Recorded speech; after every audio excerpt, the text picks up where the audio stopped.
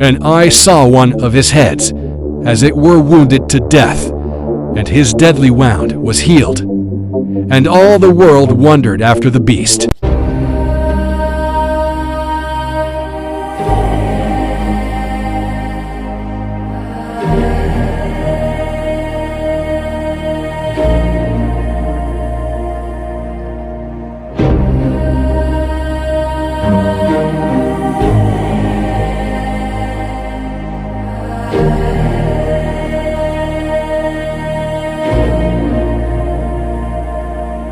As the man of the hour. He's going to bring an apparent peace.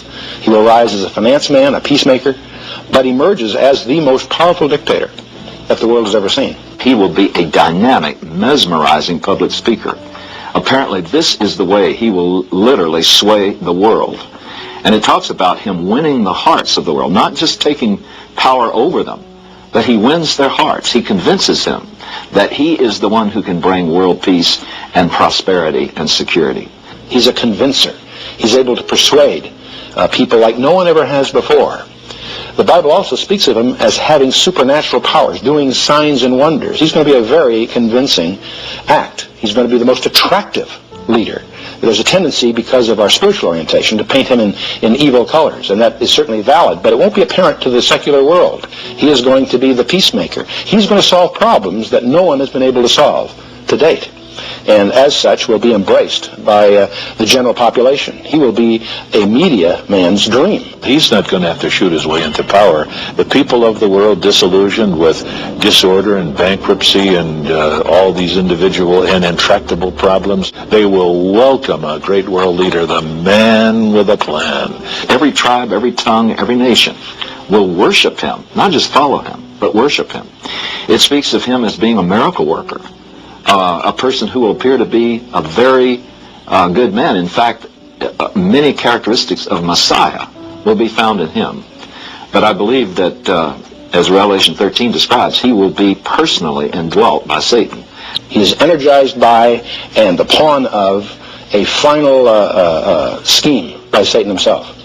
And it's Satan's attempt to counterfeit the real Messiah in an attempt to thwart God's purpose. And you know, that's a little bit old, that chart. That chart's a couple of months old, and if you want to really see something that's said, take a look at what happened. Tour. I just spoke to Corey's wife and Corey's two daughters. Corey was a girl dad. Corey was a firefighter. Corey went to church every Sunday. Corey loved his community. And most especially, Corey loved his family. Corey was an avid supporter of the former president and was so excited to be there last night with him in the community. I asked Corey's wife if it would be okay for me to share that we spoke.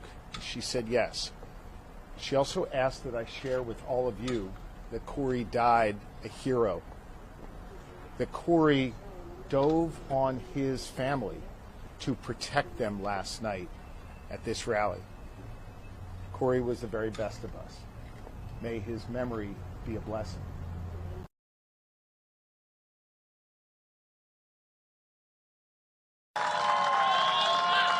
And then the worst president in the history of our country took over.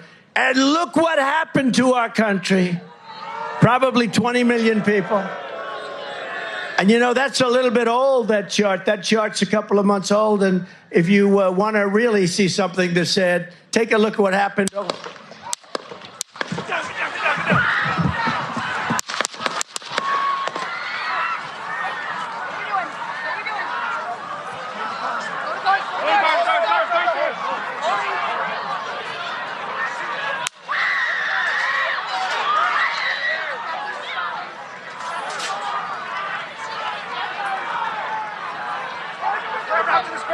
Move to spare. Hold. When you're ready. On you.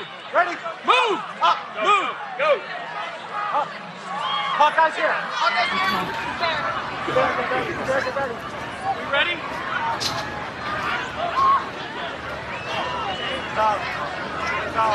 Okay, we are watching live at a rally in Butler, Pennsylvania, where former President Trump was speaking on the stage. You You have one job and only one job. Your job is keep the body alive no matter what. Donald Trump, Joe Biden, Jill Biden, the president of Djibouti, it doesn't matter.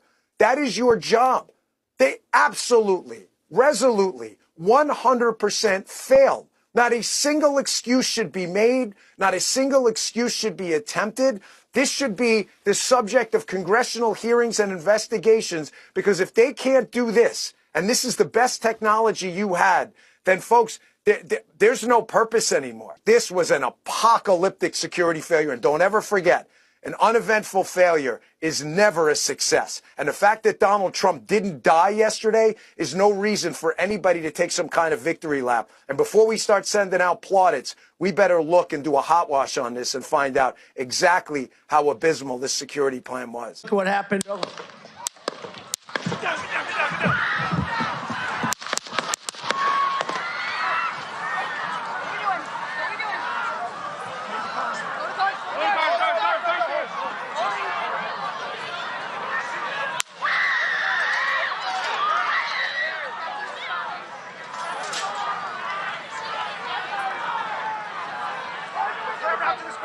Move to spare. Hold. When you're ready. On you.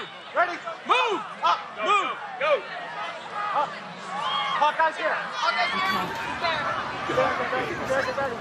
We ready?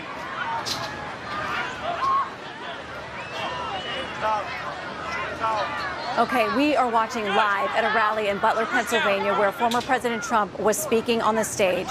There has been some kind of disturbance that clearly sets law enforcement and Secret Service into motion, immediately jumping around the former president in a protective mode. The crowd has been screaming. They are standing by. You can hear some voices there saying, "Are we ready to go? Are we ready to go?" We are looking at President Trump. This does not look good.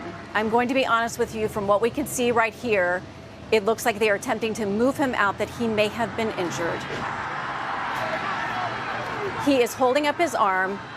He is pumping his fist, but clearly Secret Service wants to get him out of this situation.